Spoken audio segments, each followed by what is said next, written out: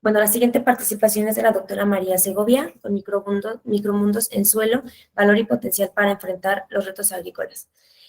Un poco de su perfil o de su resumen profesional: es licenciada en Biología por el Instituto Tecnológico de México, Campus Irapuato, maestra y doctora en Ciencias por el Laboratorio Nacional de Genómica para la Biodiversidad, certificada en Análisis Geoespacial por el Centro Geo, más de 10 años de experiencia en campo para muestreo y análisis de diversidad, ambiente, cambio climático y geología en Latinoamérica, experiencia en la búsqueda y caracterización de compuestos microbianos con potencial médico, agrícola y de riesgo sanitario, experiencia en la caracterización de comunidades micro y macro a nivel funcional y taxonómico, experiencia como asesor experto en levantamiento de manifestaciones de impacto ambiental, publicación de artículos científicos en revistas nacionales e internacionales, ponencia en congresos nacionales e internacionales, coordinadora y presentadora de talleres nacionales de maíz, divulgadora y promotora en áreas de educación, ciencia y conservación, embajadora y miembro de de sociedades científicas nacionales e internacionales. Gracias por la presentación. Gracias a todos por asistir al Foro de Suelos. Para mí es importantísimo este día y muchos otros porque es una oportunidad para crecer, hacer conciencia, debatir, etcétera.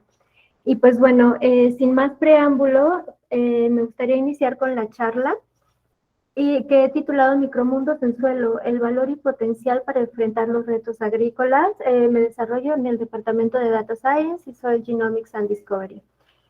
Del lado izquierdo de nuestra pantalla podemos ver el flyer oficial de la Organización de las Naciones Unidas para el Día Mundial del Suelo de este año.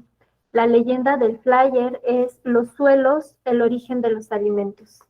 ¿Por qué tiene esta leyenda? Bueno, más del 95% de los alimentos que actualmente se producen provienen del suelo, y para las plantas, 15 de los 18 nutrientes esenciales también provienen del suelo. Los otros 3 son fotosintetizados.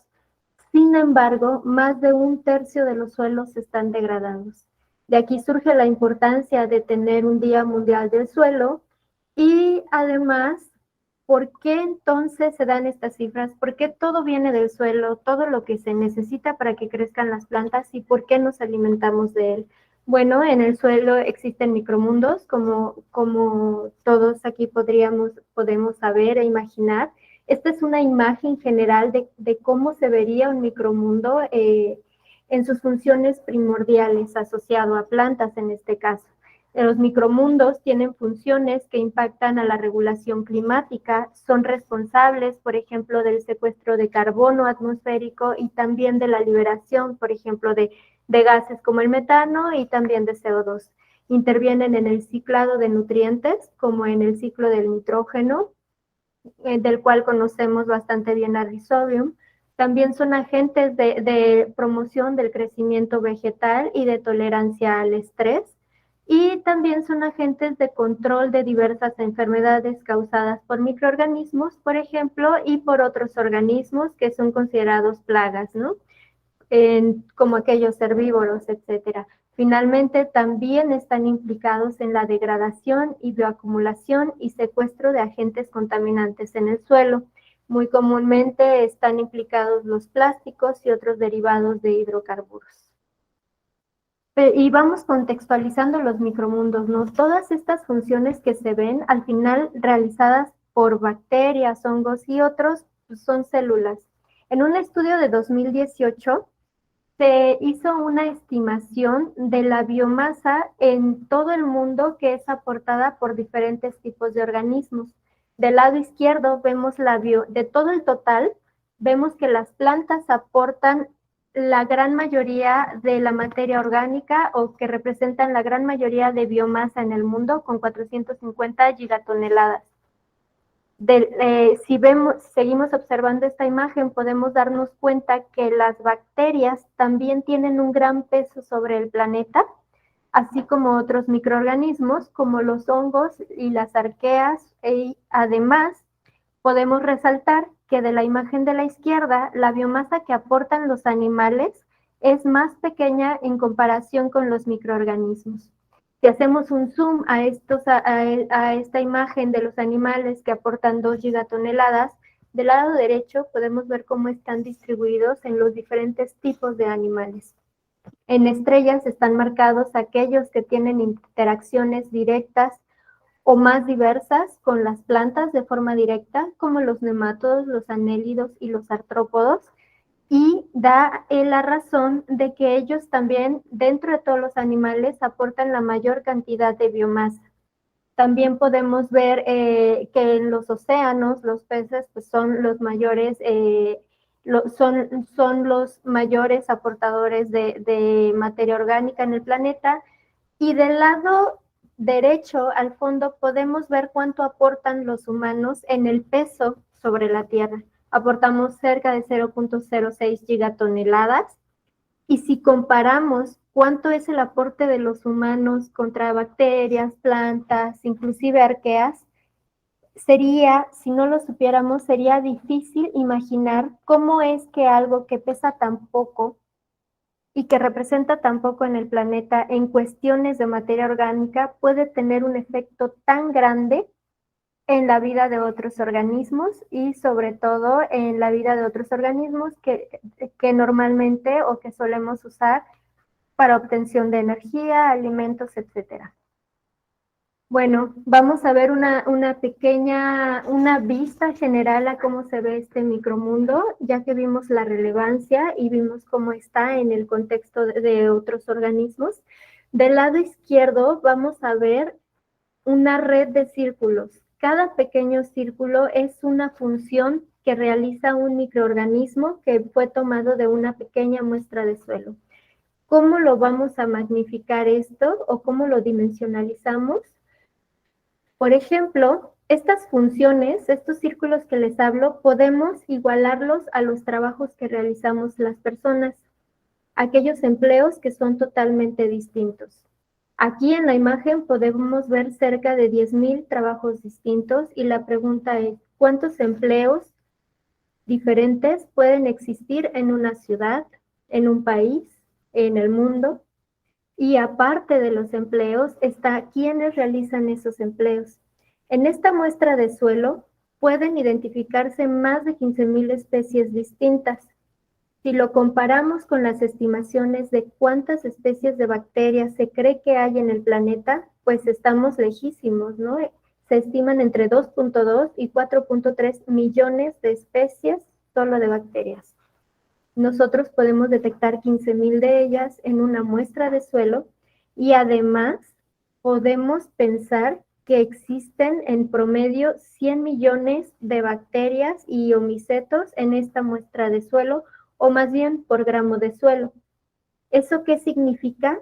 En el mundo existen actualmente, acabamos de llegar a los 8,000 millones de personas. Podríamos pensar que en 80 gramos de suelo habitan tantas bacterias como humanos hoy en día en el planeta. Entonces, ¿cuántos gramos de suelo existen por una hectárea de terreno? Y cada gramo tiene 100 millones, ¿no? Entonces, la complejidad y los números de los micromundos son realmente asombrosos si los ponemos en contexto de unidades que manejamos. Pero ¿cómo está conformado el micromundo? Bueno, ya vimos que tiene bacterias, puede tener hongos, arqueas, etcétera. ¿Qué funciones o trabajos podemos ver? Podemos ver aquellos agentes catalogados históricamente como los buenos, que tienen funciones de bioremediación como la bioacumulación y biodegradación de compuestos o agentes contaminantes, aquellos que son de biocontrol, que tienen efectos fungicidas, insecticidas o bioherbicidas, arrestando, por ejemplo, el metabolismo en malezas, etcétera. También podemos tener aquellos microorganismos o individuos que realizan el censado y la comunicación entre otros microorganismos y con las plantas, y aparte son mediadores, y aquellos que estimulan el crecimiento de las plantas, como los que producen fitohormonas, solubilizan nutrientes o hacen biodisponibles otros nutrientes o los fijan. También aquí vemos unos ejemplos de algunos de los géneros más estudiados en cuanto a estas funciones relacionadas con las plantas. Y en la gráfica de la izquierda podemos ver géneros como Bacillus, Pseudomonas, Rhodococcus, Agrobacterium. Y en la parte Y, verticalmente podemos ver cuántas han sido catalogadas con esta actividad. Actividades, por ejemplo, que producen enzimas que hacen que toleren el estrés o que solubilizan nutrientes o que ayudan a que algunos metales estén disponibles o que producen fitohormonas como el ácido indolacético. Del lado derecho podemos ver que también los mismos géneros pueden existir especies que sean tolerantes, resistentes y además bioacumulen, es decir, que sean agentes de bioremediación para diferentes contaminantes, como arsénico y cadmio en este caso, aunque los hay para todos los metales pesados, hidrocarburos y plásticos.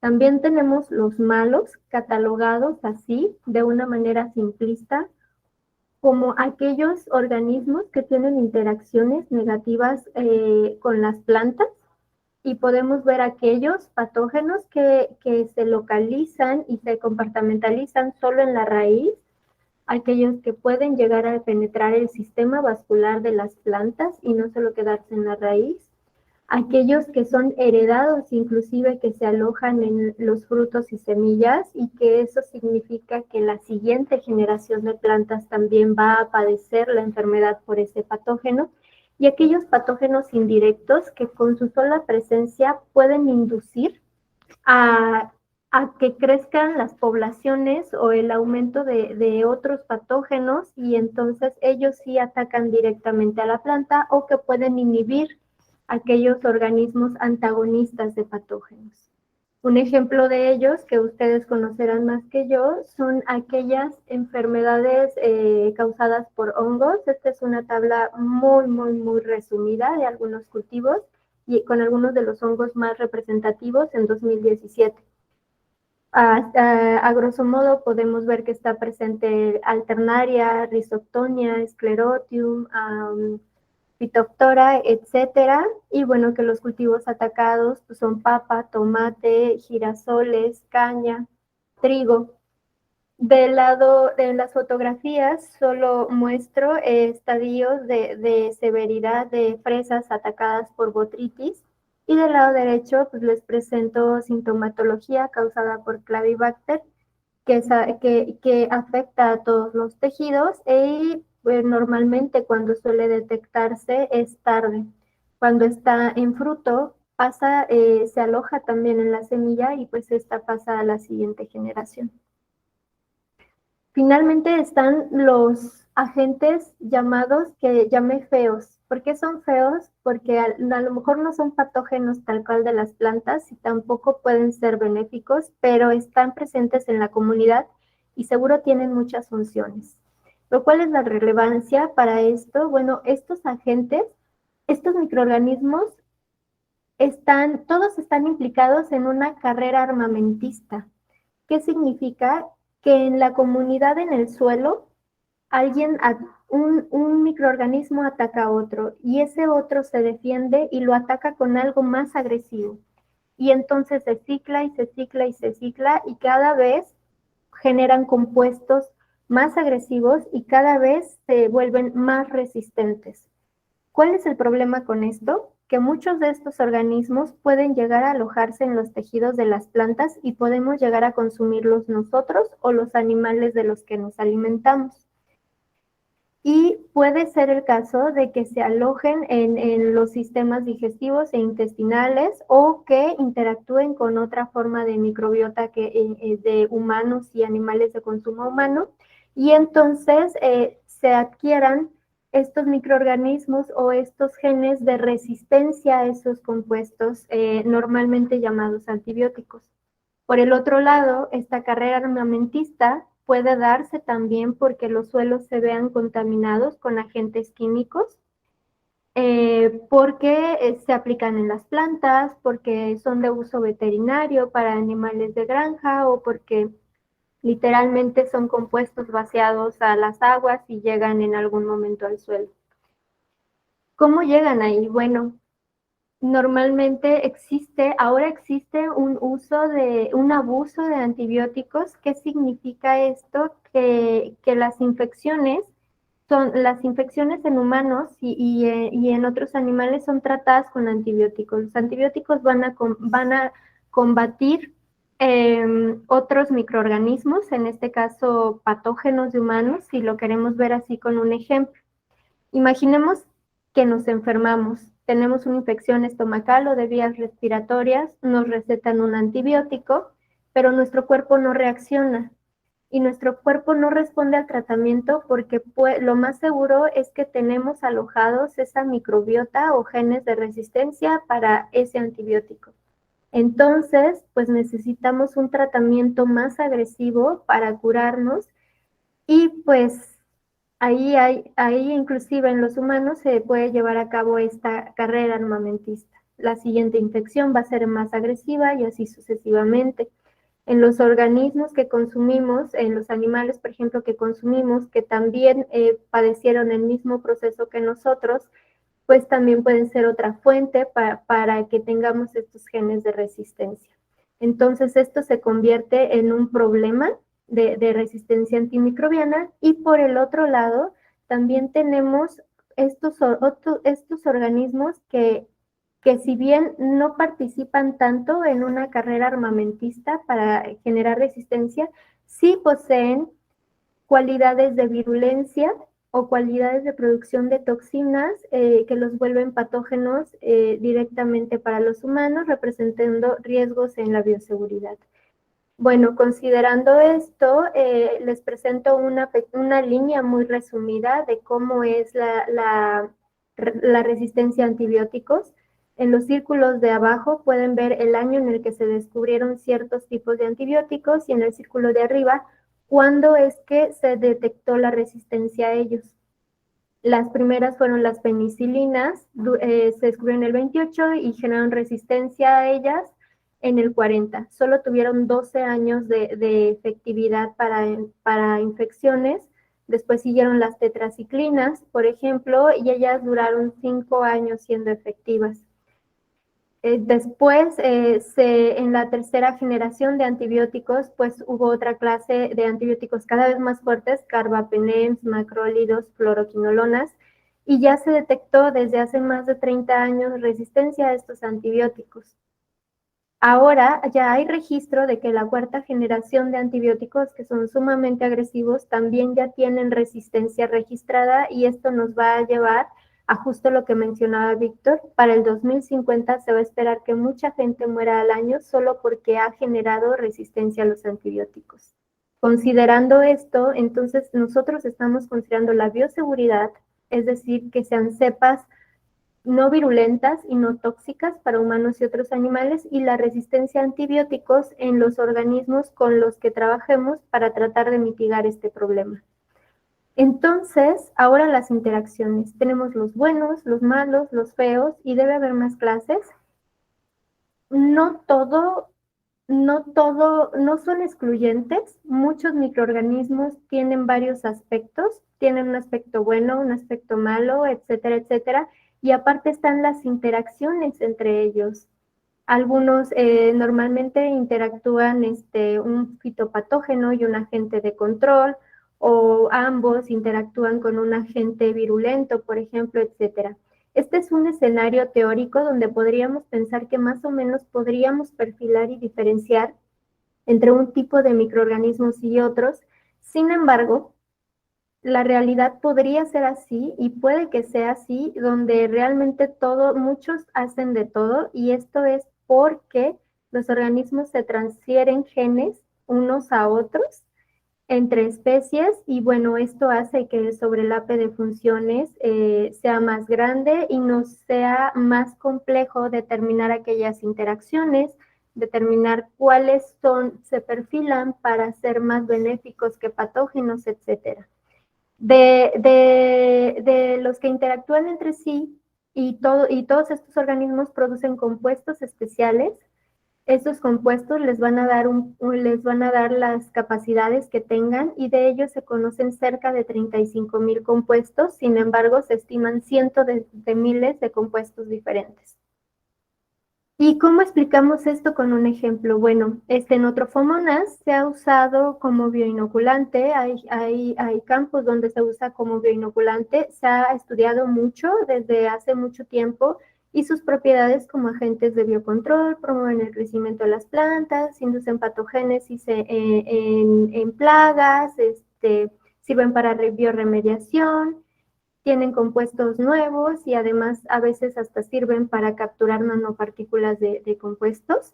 Sin embargo, también son patógenos oportunistas de humanos.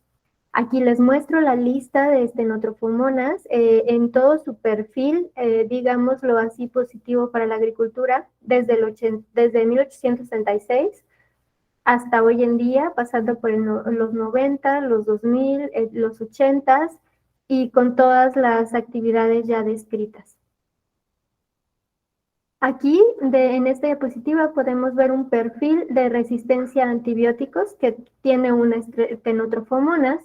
Y bueno, vemos que en su perfil ya se encuentra que tiene resistencia a canamicina, a streptomicina en aminoglucósidos o carbapenem como meropenem, neomicina, caolina, a la rifamicina, cloranfenicol, y a los beta-lactámicos como las cefalexina, tetraciclinas, penicilinas, ampicilinas, etc. Esto no quiere decir que sea un caos total, sino que debemos considerarlo a la hora de que vamos a evaluar la suma total de sus funciones y tenemos que evaluar si es seguro usarlo o no es seguro usarlo. Imaginemos que si es una especie capaz de estar como endófita en las plantas, pues el riesgo sería mucho mayor de que induzca resistencia a antibióticos. Ahora, ¿qué es el potencial del micromundo con todas las funciones que ya describimos? Bueno, para un microorganismo es la suma de todas sus funciones, las deseadas, las no deseadas, las especiales, las riesgosas, las no riesgosas. Y para el micromundo es la suma de todas sus funciones, de todas sus partes, de sus interacciones y de la resiliencia que tenga este micromundo ante los cambios. ¿Cómo vemos el micromundo en un escenario completo? Ya sabiendo qué es el micromundo, ¿cómo lo definimos? Pues el micromundo es la suma de todas sus funciones, de todos sus individuos, la suma de todo ese potencial que también está influenciada por cuestiones geológicas, cuestiones climáticas y cuestiones antropogénicas como manejo agronómico, etcétera, y sin olvidar siempre, en este caso, las plantas, que también son un agente regulador de la comunidad microbiana. En un gran resumen, el reto es que utilizando o depurando o mejorando los sistemas o micromundos podamos satisfacer la necesidad de tener suelos saludables para tener alimentos saludables, para tener personas saludables y que esto siempre sea un ciclo. ¿Cuáles son los inconvenientes? La contaminación, el cambio climático, las legislaciones insuficientes, las enfermedades emergentes que van empujando investigación para descubrir agentes cada vez más agresivos para combatirlas, la degradación ambiental, la dieta que tenemos actualmente, la dependencia de los fármacos, los recursos económicos que necesitamos para depurar los sistemas y sobre todo la desigualdad social y de oportunidades. Ahora, con todo lo que ya vimos de los micromundos definidos, qué tienen, qué no tienen, qué tan complejos son, pues nosotros simplemente podemos ver los micromundos como un cableado en una ciudad. Un cableado que puede parecer un caos, hay cables que se cuelgan de líneas ya establecidas, hay cables que no conocemos, hay cables que no llegan a ningún lado, que están rotos, hay cables que unen varios puntos y entonces no sabemos qué pasa, ¿no? Porque es complejo el sistema, es demasiado complejo y tenemos que desmarañar cada una de estas interacciones, principios y finales. A veces están rotitas, a veces no funcionan, a veces están cruzadas, a veces están apagadas y no sabemos por qué. Entonces, nosotros en Solena podemos ser estas personas que traten de investigar qué está pasando y si bien no poder arreglarlo todo, al menos detectar aquellos puntos que están haciendo algo que afecta a todo el sistema, ¿no? A lo mejor detectar ese diablito del que se colgó o detectar un cable que está fallando en uno de los hilos que tiene, etcétera. No es un trabajo de una persona, es un trabajo de todas las personas involucradas, yo diría todo, Solena, y más. Y pues bueno, al final esto nos permite tener un monitoreo de lo que pase en el suelo con sus causas y efectos, que hasta podamos medir, que podamos determinar dónde empieza, dónde acaba, cuál es el resultado, cuándo se prende y cuándo se apaga. Entonces, otro de los aspectos de cómo enfrentamos estos retos agrícolas es que estamos considerando justo estas variables que le suman complejidad a los micromundos. Por ejemplo, los nutrientes en el suelo, sus características físico-químicas y geológicas, el clima, la biodiversidad como tal de las comunidades microbianas, el tiempo en el que están presentes, el cultivo, el manejo, las funciones totales e interacciones de cada microecosistema y cuántos son de cada cosa en los microecosistemas. En la imagen solo les presento cómo podemos integrar también la información en un aspecto geográfico.